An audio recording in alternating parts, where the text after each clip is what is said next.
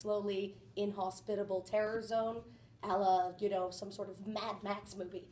Uh, I'm going to start by saying, like, we've known about climate change for a while now. It's not something new. For a long time, we've always known that oil is a finite resource.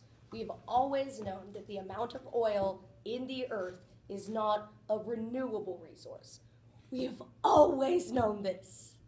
And yet, we seem really resistant to move towards like other sources of energy. I'm not even necessarily saying solar, because I do know that the mining process for a lot of the minerals necessary to make solar panels can be in itself quite harmful to the environment. But we have alternatives, and we've had alternatives available for a long time now. Once solar panels are mined, and the minerals are mined, that's it. It's done. You can now use these as a source of renewable energy. We've got wind, which we've been using in Alberta since my entire lifetime. We've always had those rows of windmills up around Pincher Creek and up around, Cochrane, sort of a great sign of what I've always thought to be a move towards renewable energy. And we've got hydro, we've got geothermal, there are alternatives. And another thing that's sort of really disappointing now is with the United States backing out of the Paris Accords, is globally the world has always sort of looked to the United States since World War II to be a leader, not just in terms of policy and law, but in how they are dealing with the environment and the world. And the United States backing out of these accords was and is a huge deal.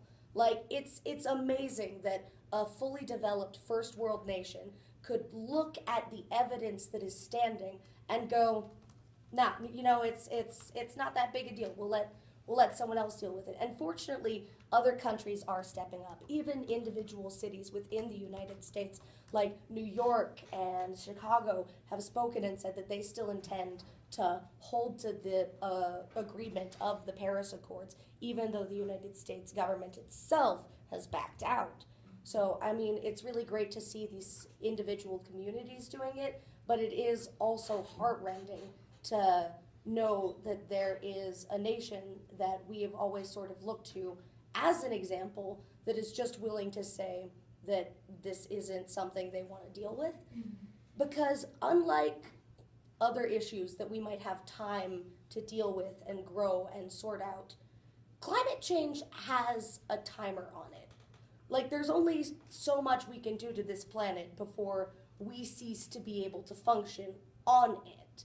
The last time CO2 gas was this high of a concentration in our atmosphere was 800,000 years ago, which you will recall is around times of great changes in terms of insect life, plant life, the type of life that was capable of existing on the planet.